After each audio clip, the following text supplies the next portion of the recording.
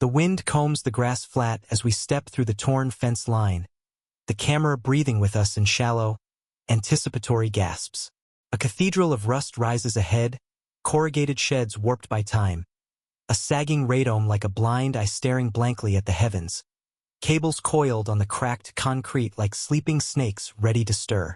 Somewhere inside, a generator coughs once, a ragged sputter echoing through the emptiness, and then dies, leaving only the faint hum of forgotten machinery. He doesn't tell a story.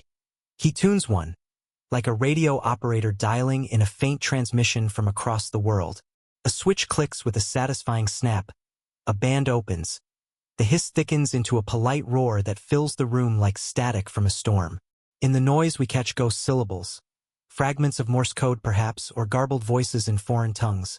Whether reports from an ocean we can't see, the hard tick of a time signal that refuses to age, ticking onward as if defying the passage of years.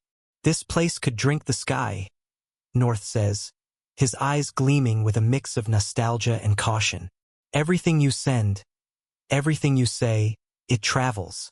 Radios leak like sieves. Satellites beam down their invisible streams. Cables sing with the vibrations of data pulses.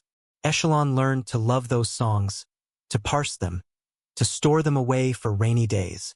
Pause, deliberate, drawing us in. And it learned to sort them, using early algorithms that could flag keywords like bomb or revolution in real time, turning chaos into actionable intelligence. The camera lingers on an empty swivel chair, its vinyl cracked and faded, a headset frayed at the ear cup where sweat and constant use wore it thin. We imagine the operators who once sat there, eyes soft from the harsh fluorescent light that buzzed overhead, fingers skittering across keyboards to mark a spike in activity. A suspicious word, a labored breath that might betray a lie. North explains the rhythm. Capture the raw feed, filter through dictionaries of watchwords, forward the hits to higher echelons. Not magic, plumbing, he says, gesturing to the tangled conduits snaking along the walls. Miles of it, buried under oceans, strung across deserts. You build enough pipes, the world will pour itself through, revealing patterns in the flow that no human could spot alone. He smiles without teeth, a wry twist of his lips. We were plumbers with a taste for secrets, patching leaks only to create new ones in the name of security. Outside, the wind rises, fretting the guy wires that creak like old bones, sending vibrations through the structure. Inside, North gestures at a lattice of patch cords, each one a potential link to distant stations. Listen long enough and patterns become opinions, he says. Opinions become maps of alliances and enmities. Maps become orders for action, raids, arrests, even assassinations in the shadows. He tells us about nights when a stray call would bloom into a dossier, then into a name scrawled on a board in some windowless room, perhaps triggering a covert operation that changed the course of history. We thought we were guarding a door against the unknown. Then one day we realized we'd paved a highway straight into people's lives. A two-way street where information flowed in and control flowed out. His fingers drum a slow metronome on the console, mimicking the pulse of incoming signals. We cut to the yard. Empty satellite dishes facing a sky that has moved on, their surfaces pitted with rust and bird droppings, silent witnesses to the stars. The voiceover threads the visuals like a guiding thread. ECHELON began as an ear pressed against the Cold War's locked room, a machine built to catch the creak of hinges and the whisper under the music of propaganda broadcasts. Yet tools remember their habits, adapting like living organisms. When the world shifted from shortwave radios crackling with static to fiber optic cables pulsing with light, from couriers carrying microfilm to clouds storing terabytes of data, the machine did not retire. It adapted, incorporating new tech like packet sniffing and deep packet inspection to peer into the digital streams. The whisper of cables grew louder, braided with our own voices, now including emails, chats, and video calls that crisscross the globe in milliseconds. North pauses at the threshold, the light bleaching him to outline, his shadow stretching long across the floor. People imagine villains and capes, dramatic chases through rainy streets, he says. It's warmer than that, more insidious. its agreements sealed over coffee in neutral cities, its friendships with deadlines, where favors are traded like currency. It's a promise to share the spoils of listening. He looks back at the dark room, the sleeping snakes of wire coiled as if ready to strike. If you want the origin story, don't look for a bunker buried under a mountain. Look for a handshake in a smoke-filled conference room, where the seeds of global surveillance were sown. Another beat of silence, another invitation to lean closer, to ponder the human hands that built this mechanical beast. We turn away from the abandoned station and toward the map on our wall, pins punched into coastlines and deserts, marking not just stations but the invisible lines of data flow between them. The hiss follows us in memory, a persistent reminder of the system's endurance. What began as scattered outposts would soon braid into something vaster than any single nation could claim, a network that spanned hemispheres. Who drew the first line on that map? Who decided which signals mattered, perhaps a faint radio burst from a Soviet submarine, and which could be ignored like civilian chatter? North answers without looking up. An invisible pact, old as the post-war dawn, forged in the ashes of global conflict. And with that, the path opens toward the alliance that would give ECHELON its reach, and its nameable shadow, revealing how 5 nations bound themselves in secrecy to eavesdrop on the world. The story shifts decades back, to the smoke-filled rooms where the future of surveillance was drafted not in circuits, but in signatures on parchment-like documents sealed with wax and whispers. In the aftermath of the Second World War, while Europe rebuilt its ruins brick by brick and the world celebrated a fragile peace with parades and treaties, another kind of alliance was forged in secrecy, away from the public eye. The UCUSA Agreement, little more than ink on paper in 1946, bound together the intelligence services of the United States, Britain, Canada, Australia, and New Zealand, nations united by shared languages, wartime bonds, and a mutual distrust of emerging threats. 5 nations, 5 ears, one purpose: to never again be deaf to the whispers of rivals, whether from the rubble of Berlin or the vast steppes of Russia. The historian Martin leans over a table scattered with declassified documents, his fingers tracing the faded stamps of top secret and ultra, remnants of wartime classifications that lingered into the Cold War. He speaks not as a professor lecturing from a podium, but as someone aware of the weight of what was decided, his voice tinged with the gravity of hindsight. This was more than cooperation, he explains. It was trust, codified, industrialized, with protocols for sharing raw intercepts and joint operations.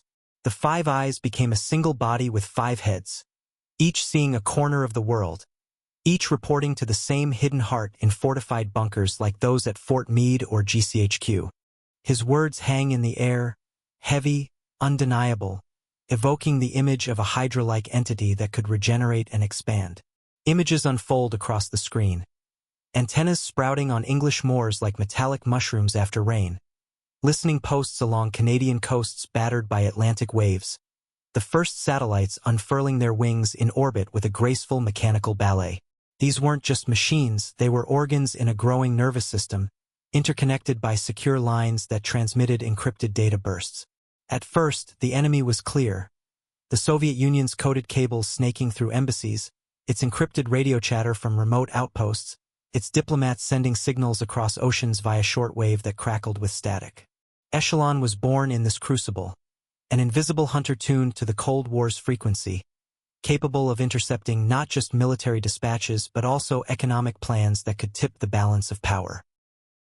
But Martin reminds us that ideology and infrastructure are never separate, intertwined like the wires in those early listening arrays. The Cold War made paranoia practical, he says, referencing declassified memos where analysts debated the ethics of mass collection even then. The 5 eyes justified their reach with a single refrain: the common enemy, a shadowy bloc that threatened nuclear annihilation. Every intercepted telegram, every captured burst of static from a ham radio operator, was a brick in the wall against Moscow. Yet the wall itself grew taller and broader, enclosing more than its architects first admitted, expanding to include allies' communications under the guise of verification. What started as espionage became routine collection, and routine collection became appetite, a voracious hunger for data that knew no bounds. In black and white footage, We see operators hunched over teletype machines, feeding punched paper into computers that filled entire rooms with their whirring fans and glowing vacuum tubes. Early algorithms sifted what the human ear could not.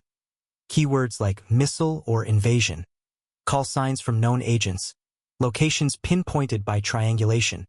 What was once laborious, manual transcription of tapes, became automated with the advent of magnetic storage. And with each technical leap, the dream of catching everything felt closer, from diplomatic pouches to amateur broadcasts. A system designed for selective listening began to tilt toward indiscriminate capture, hoarding data in vast tape libraries that could fill warehouses. The camera lingers on a reel of undersea cable being lowered into the Atlantic in the 1950s. The ship's deck bustling with engineers in hard hats, the cable disappearing into the depths like a serpent diving home. The narrator whispers, each line a vein, each signal a heartbeat pulsing with information. And the Five Eyes claimed the right to listen, tapping into these arteries with clandestine operations like Operation Ivy Bells, where submarines secretly attached pods to Soviet cables. It is here, in steel and salt water, that the foundation for global surveillance was laid, not just technically but politically. The cables carried not only voices across continents but trust between governments, trust that secrets, once shared, would be used wisely, though whispers of misuse began even then, like rumors of economic intel being passed to favored corporations. Yet the secrecy of the pact made oversight impossible, shrouded in layers of classification that even presidents sometimes couldn't pierce. Few parliaments even knew such an agreement existed, with briefings limited to vague assurances of mutual defense. Citizens lived in the shadow of an arrangement they could not name, their communications flowing silently through checkpoints they would never see, perhaps routed through hidden relays in neutral countries. Martin leans back, his voice quieter now, contemplative. An alliance born of war doesn't always know how to live in peace. Surveillance became the habit of safety, a reflex that outlasted its original purpose, morphing into a tool for maintaining hegemony in a multipolar world. We leave Martin's study and return to the image of a globe, dotted with growing stations, dishes, and towers that multiplied like cells in a body. The invisible web stretches outward, a spider's architecture across oceans and deserts, connecting remote islands to urban hubs. What was framed as defense had already begun to shape into something more enduring, more invasive, with early scandals like the Church Committee hearings in the 1970s hinting at domestic overreach. And as the system spread, the question shifted. If this pact could hear the Soviets, what else could it hear? Perhaps the murmurs of dissent at home, or the negotiations of economic rivals. The answer lay not just in the enemy abroad, but in the landscapes of the world itself. The mountains, coasts, and deserts where listening posts bloomed like silent sentinels, each with its own untold stories of isolation and intrigue. The stage is set for a geography of antennas, and for the realization that the world itself was being remapped through the ears of ECHELON, turning geography into a canvas for unseen power.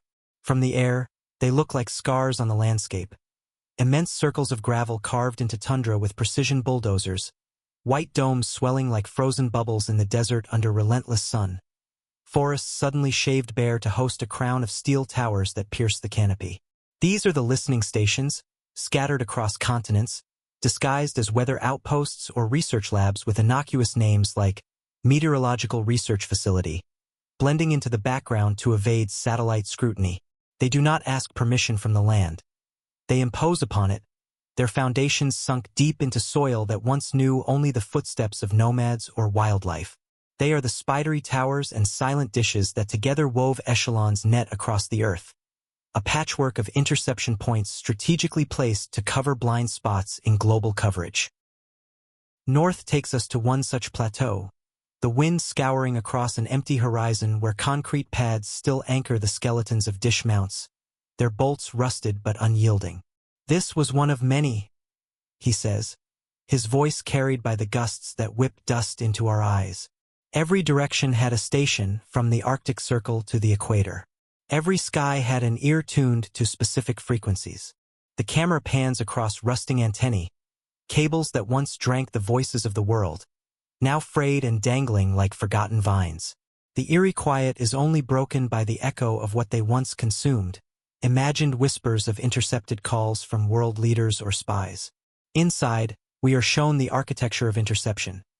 Giant parabolic dishes aimed at geostationary satellites orbiting 22,000 miles above, radio towers humming with transcontinental signals that bounced off the ionosphere, even submarine taps where divers in silence once clipped into arteries of fiber optic cables during risky underwater missions that could last hours in freezing depths. North explains the modes: full-take interception, where everything on a channel was captured wholesale, like scooping water from a river, and selective filters, where only traffic flagged by selectors like IP addresses or voice prints was siphoned onward for deeper analysis. To the system, a love letter whispered over a phone line and a diplomatic cable encrypted with one-time pads arrived with equal neutrality. The distinction came later, carved by algorithms and analysts in distant command centers, perhaps deciding fates based on a single mismatched keyword. That is where Aisha, a cryptographer turned whistleblower, enters the frame, her story enriched by her own experiences cracking codes for agencies before turning against them. Sitting in a dim archive, her fingers trace diagrams of filtering protocols, yellowed blueprints showing flowcharts of data triage. She explains with calm precision why metadata, the who, when, and where of communication, often outweighs the actual content, revealing networks of relationships that could map out entire organizations. You can hide what you say with encryption, she notes, but you cannot hide that you spoke, or the digital fingerprints left behind. Who you call, how often, how long. These patterns tell the truer story, painting a portrait of alliances, routines, even emotions through anomalies like late-night calls. The revelation lands heavy. It is not always the words that condemn, but the rhythm of your life, the subtle deviations that algorithms flag as suspicious. The documentary pulls us into the cartography of surveillance, a map redrawn not by explorers but by spies. We cut between overhead shots of Men with Hill in England, its golf ball radomes dotting the Yorkshire landscape like alien eggs, Pine Gap in Australia, hidden in the red outback where kangaroos roam unaware, Waihopai Valley in New Zealand, nestled in verdant hills that belie the high-tech espionage within. The camera lingers on the radomes, golf balls, hiding satellite dishes inside, protecting them from weather and prying eyes, each one capable of intercepting signals from half the globe. Each location is a node, feeding torrents of captured signals into vast pipelines of analysis, routed through secure fiber links to central hubs like the NSA's Utah data center. North recalls the operator's jargon, vacuuming the ether for airborne signals, fishing in the stream for cable taps. Voices from payphones in bustling cities, faxes bouncing between embassies with the whine of modems, the hum of early satellite TV broadcasts, all of it swept into storage on massive reels or later hard drives. We didn't have to know what we were looking for up front, he says. We just had to keep it because someone somewhere might ask for it later. Perhaps years down the line when a dormant lead suddenly becomes hot. His words conjure the image of a net so fine that nothing escapes, even if much of it remains unseen for years, stored in climate-controlled vaults that hum with perpetual energy. The camera moves close on Aisha's face as she describes a chilling truth. Filtering does not erase the excess. It merely prioritizes, leaving petabytes of raw data in archives that could be queried retroactively. Every message leaves a trace, a digital echo that persists, she says. The act of collection alone changes the balance of power. It's like shadows on the wall. You may not hear the words, but you know the bodies are moving, their silhouettes revealing movements that betray intent. Silence fills the room, pressing the weight of her words on the viewer, forcing us to consider how our own shadows might be captured in some distant server. We end outside, where the station's domes curve against the sky like watchful eyes, unblinking and eternal. The narrator's voice threads through the scene. The global map of antennas was never static. It expanded with each new satellite launch, like the Intelsat series in the 1960s that opened new bands for interception. With each new undersea cable, such as TAT-8 in 1988, that multiplied data capacity exponentially. With each shift in communications technology from analog to digital. And as the net spread, its uses began to drift as well, from military secrets to commercial advantage, from enemies to competitors, even monitoring environmental groups or trade unions under vague pretexts. The The path forward leads us to the first fracture in ECHELON's official story. When listening for defense quietly became listening for profit, a pivot that exposed the system's dual nature as both guardian and opportunist. The camera opens on a dimly lit archive room, the air thick with the scent of aging paper. Boxes of diplomatic cables are stacked like forgotten bricks of history, each stamped with confidential and eyes only, some bearing the faint watermark of agencies long rebranded. A narrator's voice glides over the scene. Every empire claims its spies serve only security. But what happens when secrets become currency, traded in boardrooms as readily as in bunkers? The tone shifts. This is no longer just about Cold War vigilance with its clear lines of us versus them. It is about the shadow economy of information and how ECHELON's ears were bent toward business, capturing not just threats but opportunities for economic dominance. We meet a former contractor, face obscured in deep shadow, voice distorted through a modulator that adds an electronic warble, as if echoing the signals he once handled. He describes nights when intercepted communications weren't routed to military analysts but to special desks in nondescript offices, perhaps tucked away in Virginia suburbs. There, commercial tenders for multibillion-dollar projects, trade negotiations between rivals, and patent filings for cutting-edge tech were quietly flagged and dissected. It wasn't about bombs or terrorists, he recalls, his altered voice conveying a hint of regret. It was about contracts, billions of dollars worth, like Airbus versus Boeing deals where a leaked bid could swing the outcome. And we were told it was fair game, justified as protecting national economic interests in memos that never saw the light of day. His words echo against the silence of the room, unsettling, almost banal in their coldness, revealing how espionage blurred into corporate sabotage. Diplomatic insiders add fragments of the puzzle, their faces partially lit to preserve anonymity. One recalls a negotiation between European and American firms over satellite technology in the 1990s, where French companies suddenly lost ground after sensitive faxes were mysteriously known to competitors. Just days before the deal was sealed, one side mysteriously gained the upper hand, armed with details that could only have come from intercepted faxes and private calls routed through transatlantic cables. Coincidence? He asks, before pausing with a knowing smile. Or leverage hidden in plain sight, perhaps from a Five Eyes partner sharing the intel under the table? The implication is clear. ECHELON had evolved from a shield into a tool of influence, tilting global markets in favor of allied corporations. North reappears, standing in the skeletal remains of another listening station, the wind tugging at his coat as remnants of equipment creak nearby. His voice is low, almost weary, carrying the burden of complicity. At first, it was easy to believe we were protecting lives, thwarting plots that could end civilizations. But then you'd see a competitor lose a deal, a Japanese firm undercut on a telecom contract, and your data had been part of it, flagged by selectors tuned to phrases like bid proposal. That's when the cracks showed. We weren't just guarding nations anymore, we were picking winners in the global economy, ensuring that American or British companies stayed ahead. He lets the silence hang, as if the admission itself is heavier than the machinery behind him, perhaps recalling specific instances like the alleged spying on Brazilian oil auctions that favored Western bidders. Aisha offers the technical view, her expertise shining through as she sketches a quick diagram on a notepad. She explains how filters once designed to catch military keywords could be recalibrated in hours to look for corporate names like Boeing or Siemens, industrial phrases such as proprietary alloy, or even specific contract numbers from leaked tenders. The system doesn't care what you ask it to find, she says. It only cares that you asked, processing queries with impartial efficiency, whether for national security or economic edge. It's a chilling reminder of the neutrality of machines, and the lack of neutrality in those who command them, who might prioritize profit over principle. The story threads together images of oil deals in the Middle East, where intercepted emails swayed bidding wars, pharmaceutical patents in Switzerland, stolen before filing, and aerospace contracts in Seattle, undermined by foreknowledge of rival strategies, all flashing across screens in control rooms hidden behind corporate facades. The narrator draws the line. What began as a promise to defend became a temptation to profit.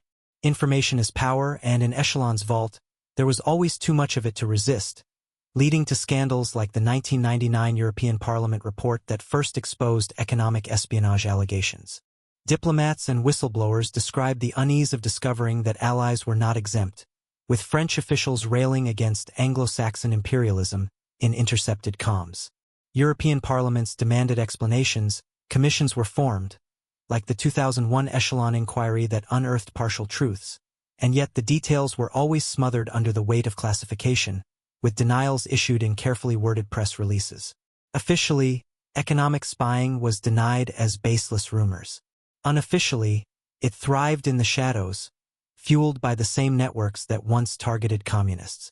As the chapter closes, the tone deepens, growing more introspective.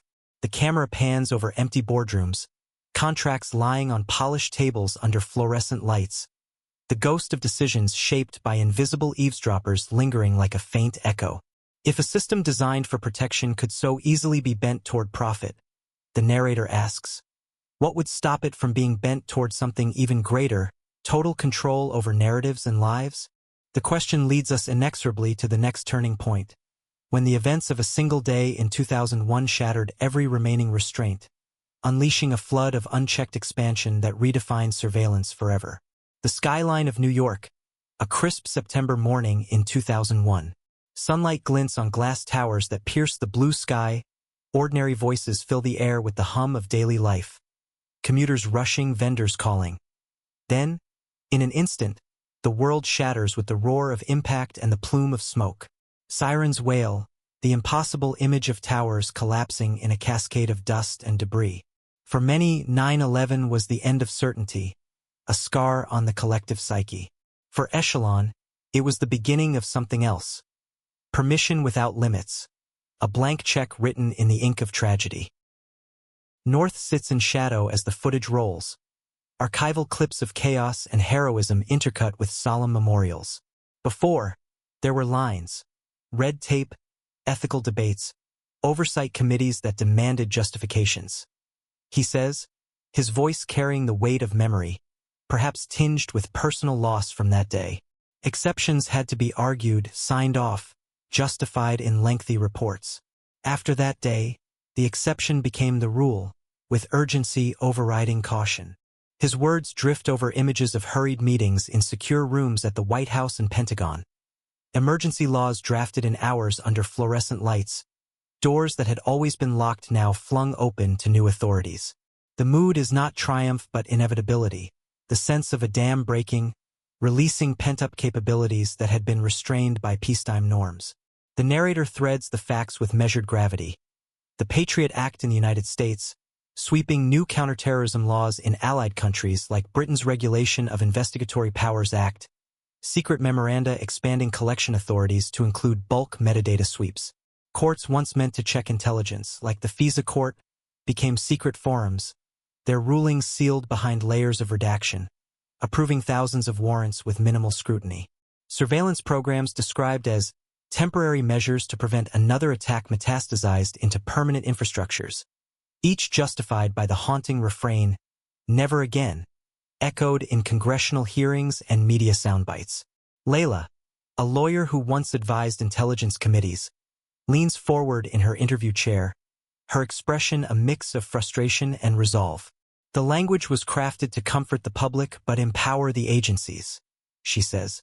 Phrases like reasonable suspicion and imminent threat were elastic, stretching to cover vast swaths of data. They stretched as far as fear would allow. And fear, after September 11th, had no boundaries, fueling programs like Stellar Wind that authorized warrantless wiretaps. Her words fall like a slow verdict, a reminder that law itself can be repurposed as camouflage for overreach, with amendments slipped into bills under the cover of patriotism. We cut to classified court sketches, blurred photographs of secret facilities like the expanded Men with Hill, now buzzing with new personnel. North recalls how surveillance teams expanded their reach overnight, hiring contractors by the thousands. We were told to vacuum everything. If a wire carried it, we took it. If a satellite saw it, we copied it. The idea was simple. Miss nothing, lose nothing, because the next attack might be hidden anywhere. In a chat room, a flight booking, a cryptic email. His pause lingers before he adds, almost reluctantly, but the more we collected, the less we actually understood, drowning in noise that obscured the signals. Aisha, seated beside a tangle of decommissioned servers stacked like relics, explains the avalanche with diagrams of data flows. Volume became the enemy. Millions of calls, billions of emails pouring in daily. You couldn't sift it all by hand. That's when the machine stepped in not just to store, but to decide with predictive analytics that scored threats based on behavioral models. Her remark hints at the next evolution, where algorithms would not merely assist humans, but replace them in choosing who mattered and who didn't, using machine learning precursors that learned from past intercepts. The camera pulls back to sweeping shots of server farms in remote deserts, endless racks glowing under cold blue light, fans whirring like a mechanical chorus. The voiceover captures the transition. From the ashes of catastrophe, a machine of listening without restraint was born. Borders dissolved as data crossed oceans unchecked, oversight withered under national security claims, and the sound of human judgment began to fade beneath the hum of automation, setting the stage for revelations like those from Edward Snowden in 2013. The chapter closes on Layla's words. The law said it was temporary. The architecture said otherwise, with facilities built to last decades. As the screen fades to black, the faint rhythm of keystrokes emerges, a prelude to the new arbiters of suspicion. The story now turns toward the algorithms, silent listeners that never sleep, deciding with code who is a threat and who is simply caught in the net, revealing the cold logic that underpins modern surveillance. Rows of blinking servers glow in the half-light of a vast data hall. The soundscape now the low, relentless hum of machines processing at speeds incomprehensible to the human mind. The narrator's voice lowers to a conspiratorial tone. Once, humans chose which voices to hear, sifting through tapes with intuition and experience. Now, algorithms decide with precision that borders on omniscience. This is the new face of ECHELON, no longer operators with headphones straining to discern words through static, but lines of code, filters, and selectors that can comb oceans of data faster than any mind, evolving from simple keyword searches to complex AI models that predict behavior. Aisha sits surrounded by papers marked with diagrams of Boolean strings and digital flowcharts, her workspace a chaos of sticky notes with pseudocode snippets. She explains the principle of selectors: phone numbers flagged from watch lists, email addresses linked to suspects, keywords like jihad or explosive, even patterns of movement tracked via cell tower pings. It's like casting a net into a digital sea, she says. But instead of fish, you're catching behaviors, unusual travel routes, sudden spikes in encrypted traffic, social connections that form suspicious graphs. With algorithms, the definition of suspicious expands beyond overt threats. It is no longer just a call to a foreign consulate. It could be the cadence of your browsing history suggesting radicalization, the time of night you send a message indicating secrecy, the unusual route of your commute that matches a known evasion pattern. The film cuts between reenactments and archival footage. Analysts typing a single word into a search bar and receiving torrents of communications in milliseconds. Packets of internet traffic streamed from fiber taps into vast repositories, dissected by tools like XKeyscore. From the air to the buffer, from the buffer to the search panel, Aisha narrates. That's the pipeline. Invisible, seamless, total, capable of querying petabytes in seconds. Each click of a key becomes a spark in the darkness, illuminating how easily entire lives can be summoned by query, from call logs to browser cookies that reveal intimate details. But machines are not infallible, prone to biases baked into their training data. North recalls cases where errors became tragedies, where an algorithm misread a phrase in Arabic dialect, flagged an innocent traveler as a potential terrorist, and sent his life into chaos with detentions and interrogations. The system doesn't apologize, he says grimly. It just moves on to the next target, logging the incident as a false positive without human review. His words are echoed by Layla, who explains that legal oversight rarely accounts for mistakes born of code, such as when facial recognition errs on ethnic minorities. The assumption is that machines are neutral, she says, but they are built on rules written by humans, and rules can be wrong. skewed by incomplete datasets or political agendas. A montage follows. Family homes raided because of mistranslated messages in translation software glitches. Activists blacklisted after their social media posts matched a signature pattern for extremism, leading to job losses and social ostracism. Financial accounts frozen by algorithms that confused names in vast databases, like Ahmed with a similar-sounding suspect. Each vignette punctuates the growing tension, the realization that the web woven for security can snare anyone, turning ordinary lives into collateral damage. The audience is left to ask, if the machine cannot distinguish nuance, like sarcasm in text or cultural context, who will intervene? Aisha reminds us that automation doesn't merely accelerate surveillance, it legitimizes it by removing the human element. Once the system can say, "It's not us, it's the filter," responsibility dissolves, she explains. You don't need manpower, you don't need warrants at scale. You just need storage and math, with cloud computing making it scalable to billions. Her voice is calm, but the implication is devastating. Mass collection is no longer a logistical impossibility. It is the default enabled by advancements like neural networks that learn from vast troves of intercepted data. The camera glides through endless corridors of data centers, cooling fans roaring like mechanical lungs, each rack a repository of human stories.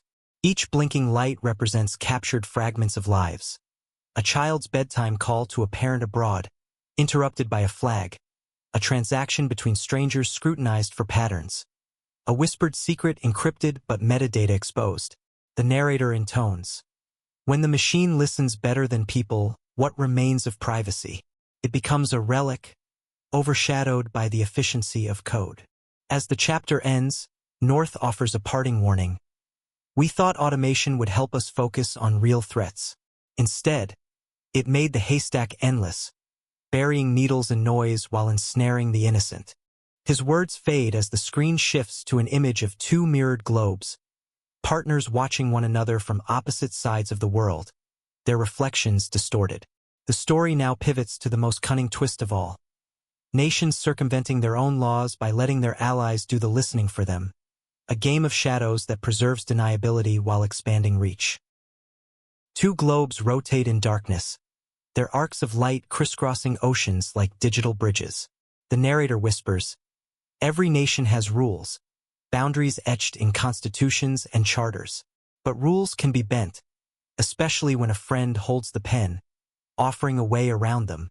What unfolds is one of ECHELON's most intricate maneuvers, not technical wizardry, but political sleight of hand rooted in the Five Eyes' foundational trust. The Allies learned that by listening to each other's citizens, they could trade secrets without breaking their own laws, creating a reciprocal arrangement that exploited legal gaps like a well-orchestrated symphony.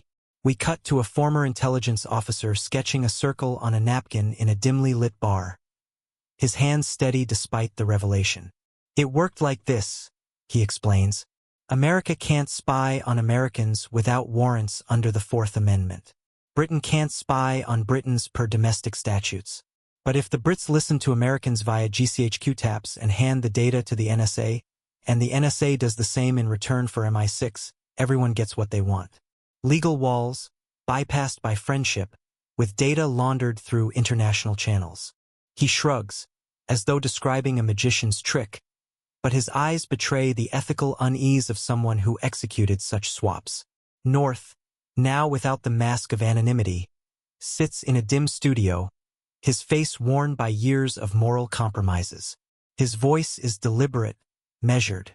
We knew the rules inside out. We also knew the loopholes were built in deliberately, woven into the ECHELON agreement's fine print. It wasn't an accident. It was policy, formalized in addendums that allowed mutual assistance in collection. He describes the process called parallel construction, when evidence derived from secret surveillance is reintroduced into investigations under a different guise, like a confidential informant, hiding its true origin from defense attorneys.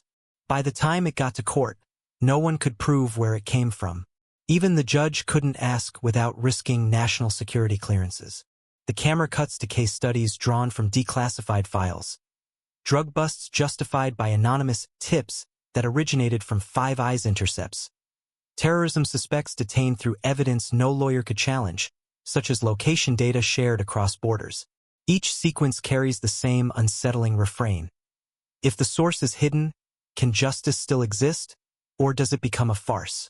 Layla, the lawyer, leans forward in her chair, her passion evident. It's a legal matryoshka doll, she says.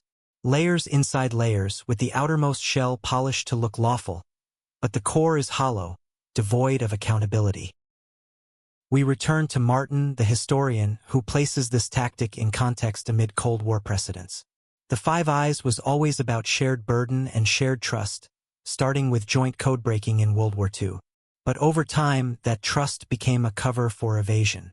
What one nation could not do openly due to public scrutiny, another could perform in its stead, like Australia monitoring Asian neighbors for the US. He gestures toward a map where arrows stretch across the Atlantic and Pacific, symbolizing data flows that ignore sovereignty. It wasn't just signals flowing. It was accountability, outsourced to partners who faced no domestic backlash. Aisha interjects with the technical dimension, demonstrating on a laptop how selectors could be shared between agencies via secure portals. So a phone number marked in one database would silently trigger monitoring across the globe, perhaps activating drones or border alerts. The system didn't care who pressed the key, she says. It cared that the key was pressed, distributing tasks seamlessly across the alliance. Her tone is clinical, but the effect is chilling. Sovereignty blurred into a seamless architecture of surveillance, where borders exist only on maps.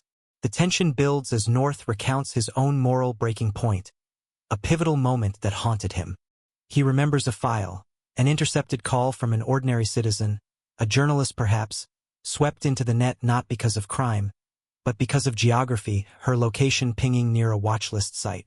I asked myself, if we're all being watched through these proxies, who's left to do the watching? Who keeps us honest when the watchers watch each other? His question lingers, raw, unanswered, echoing the doubts that led some to become whistleblowers. The narrator brings the strands together. ECHELON was no longer just a web of antennas. It was a legal maze, a hall of mirrors where nations spied on each other's citizens and called it cooperation, preserving plausible deniability. The image fades into a glowing phone screen, a reminder that the age of mass interception was about to move from towers and radomes into the pockets of billions, democratizing surveillance in unexpected ways. The next act reveals how surveillance slipped quietly into our daily lives, hidden in the devices we carry everywhere, turning personal tech into unwitting accomplices.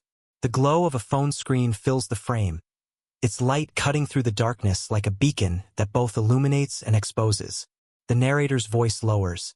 The eye no longer hangs on hillsides or hides in radomes atop remote mountains. It lives in your pocket. It wakes on your nightstand with notifications.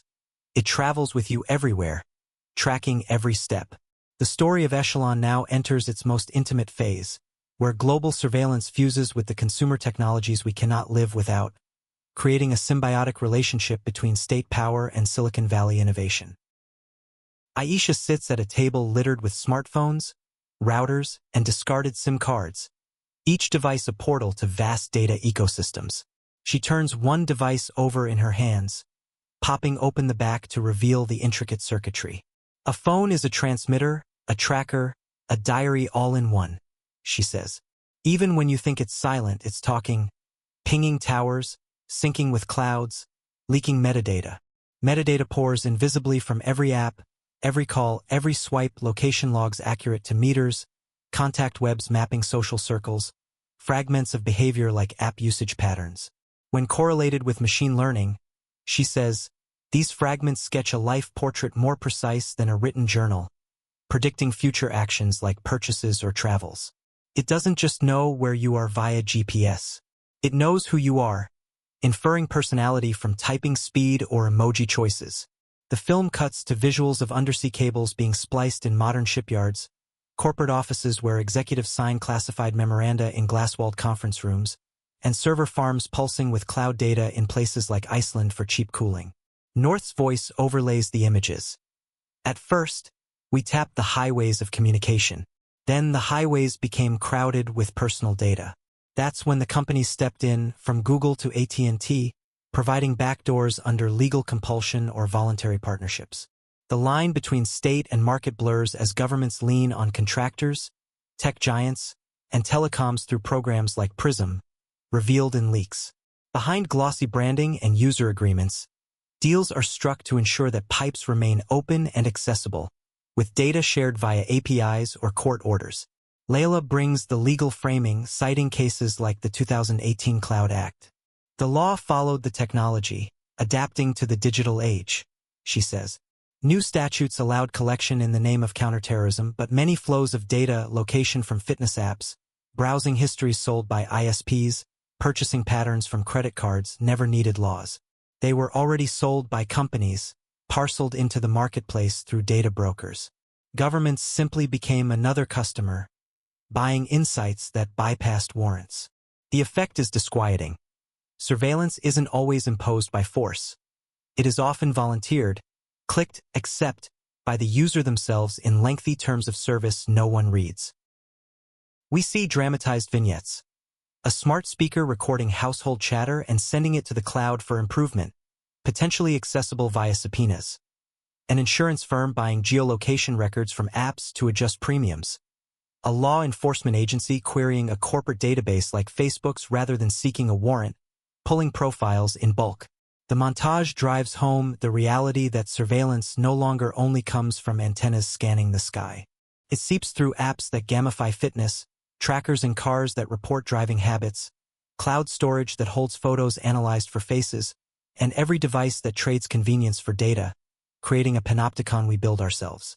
North, weary but resolute, calls it the perfect ecosystem, a closed loop of collection and consumption. He gestures at a phone buzzing on the table with an incoming alert. The state doesn't have to chase your secrets anymore. You hand them over every day through likes, shares, and logins. ECHELON didn't die, it evolved.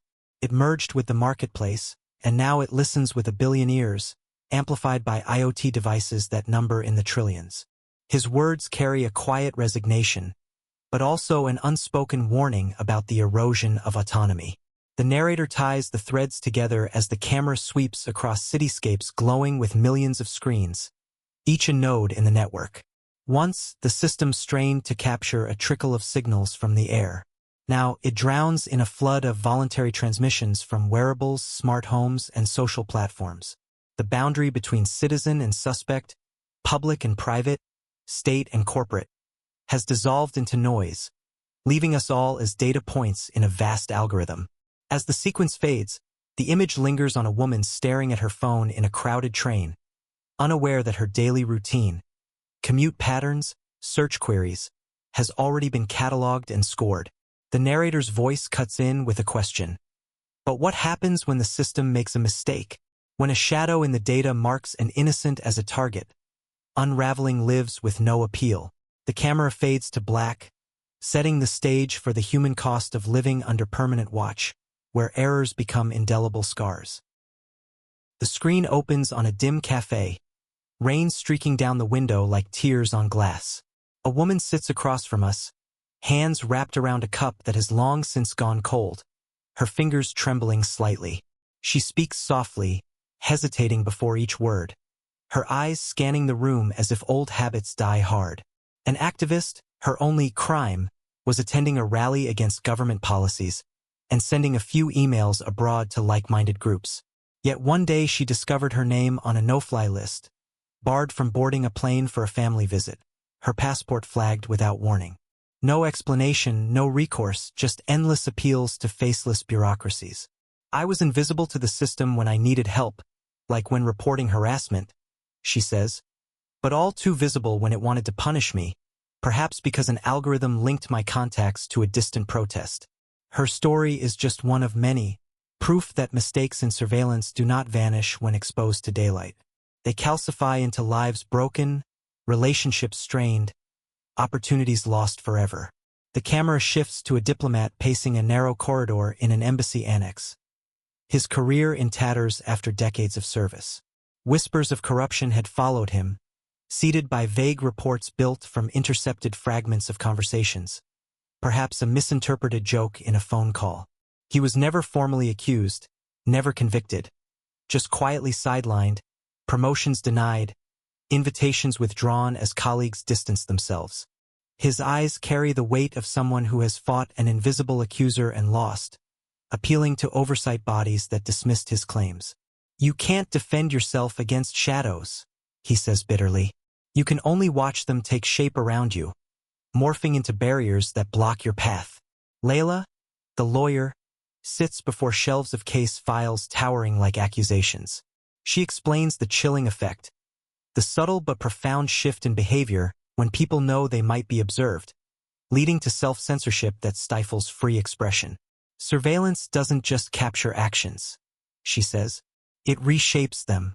People censor their speech in group chats, avoid certain books on library apps, abandon causes on social media for fear of blacklisting.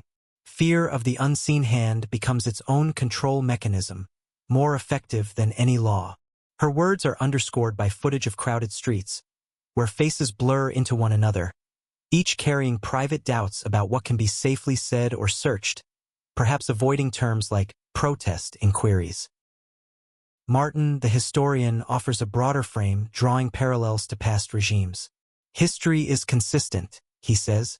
Systems built to guard against an external enemy eventually turn inward, as seen in McCarthy-era wiretaps or Stasi files. The apparatus cannot sit idle. It needs targets to justify its existence. And when the enemy is gone, it finds them among its own people. Dissidents, journalists, minorities flagged by biased algorithms. His observation lands with the weight of inevitability. What began as a weapon against adversaries has become a mirror reflecting back upon society itself, exposing fractures in democracy.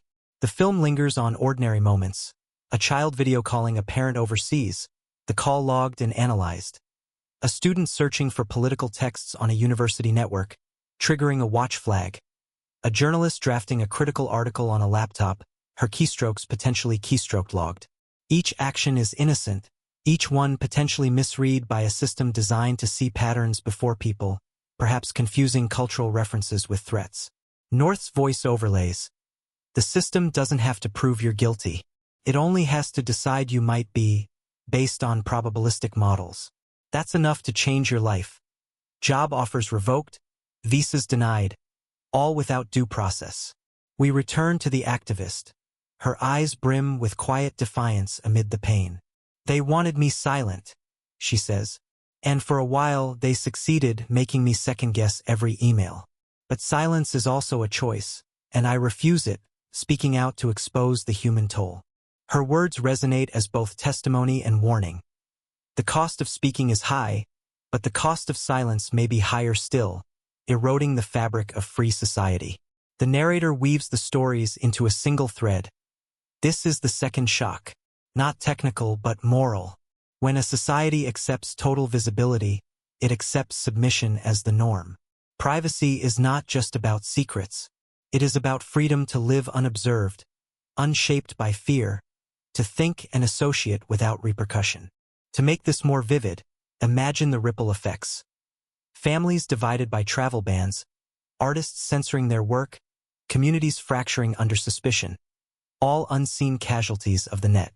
As the chapter closes, the camera pans across the glowing skyline of a sleepless city, its towers humming with data flows like veins in a living organism. The voice returns, lower, slower. The question is no longer whether ECHELON can see us. It is whether we will choose to remain silent beneath its gaze, or demand change. And with that, the story turns toward its conclusion, the reckoning of lessons learned, and the fragile hope of reclaiming what has been lost through awareness and reform. The screen fills with a slow montage, fog rolling over the moors at Menwith Hill, cloaking the radomes in mystery. The shimmer of desert heat above Pine Gap, distorting the air like a mirage. The silent radomes in New Zealand's valleys, nestled amid rolling hills that hide their purpose. Over these images, the narrator's voice returns, reflective and resolute. From war rooms etched with strategy to server farms pulsing with code, from antennas in the mist capturing ethereal signals to the phone in your hand betraying your every move. The arc of ECHELON is the arc of our age, a testament to humanity's quest for control amid uncertainty. The story is circling back, drawing its threads together into a tapestry of power, technology, and consequence. Martin reappears, seated in front of a map layered with pins and strings connecting global nodes, a visual metaphor for the interconnected web. He retraces the journey. The Yakuza Pact after World War II, born from the ashes of Bletchley Park's code-breaking triumphs. The birth of the Five Eyes as a Cold War bulwark. The antennas that sprouted across continents like sentinels in a silent army. It was always framed as defense against existential threats, he says. But like every powerful tool, from the atomic bomb to the internet, it took on a life of its own, expanding beyond its mandate into realms unforeseen. His words resonate with a sense of historical inevitability, a reminder that systems, once built, resist being dismantled, often co-opting new technologies to perpetuate themselves. Aisha, with the measured calm of a scientist dissecting a specimen, outlines the technical truth. Signals interception became digital harvesting on an industrial scale. Selectors became algorithms powered by AI. What began as intercepting calls from rotary phones grew into constructing entire life profiles from fragmented data, predicting behaviors with models trained on billions of intercepts. Her statement underscores the subtle but profound shift from eavesdropping to analysis, from gathering raw intel to judging intent through probabilistic forecasts, revealing how ECHELON's descendants like Tempora or Upstream continue the legacy. Layla, the lawyer, offers the prescriptions for reform, her voice steady as she advocates for change. She names them slowly, almost like a prayer for a better future. Transparency of rules, so citizens know what's collected. Independent oversight by courts not beholden to agencies. Minimization of collection to essentials only. Technical safeguards like mandatory data deletion after periods, and most of all, the right to encrypt communications without suspicion. Each principle is projected on screen as she speaks, not as abstractions but as demands backed by examples like GDPR in Europe or proposed US reforms. Without these, she warns, surveillance is not a tool. It is a state of being, an omnipresent force that erodes trust in institutions. The film weaves in North one last time. He stands in the abandoned station where we first met him, the cables coiled at his feet like dormant threats. His voice is low, steady, reflective, carrying the wisdom of experience. The system is strong, resilient to scandals and leaks, he says. But it's only as strong as our silence allows it to be. He pauses, letting the words breathe, his gaze piercing the camera as if addressing each viewer personally. The hum of unseen wires seems to rise in the background, as though the building itself is listening, a remnant of the past whispering warnings. The camera lingers on his face, etched with lines of regret and resolve, then shifts outward, to crowds in cities pulsing with energy, to lone travelers on empty roads contemplating their paths, to students with glowing laptops dreaming of change. The message is clear. The watchers are everywhere, embedded in our infrastructure, but so too are the watched, with the power to push back through activism, legislation, and technology like end-to-end encryption. Responsibility is not only with governments or machines, but with societies that allow or resist their reach, perhaps through movements like those sparked by Snowden's revelations. The narrator's voice grows softer as the final montage unfolds. Archival black and white images of the first cables being laid in post-war optimism, dissolving into today's glowing data centers that consume energy like small cities. Every age builds its own mirror. ECHELON is ours.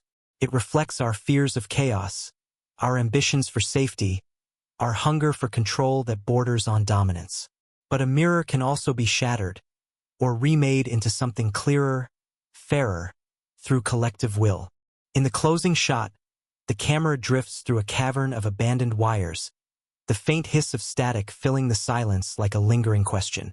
North's last words return, carried like an echo across time.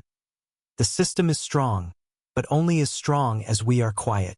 The screen fades to black, leaving the audience with the hum of cables and a choice: to listen passively, to speak out against overreach, or to remain silent in the face of encroaching shadows, pondering how we might forge a future where surveillance serves humanity, not subjugates it.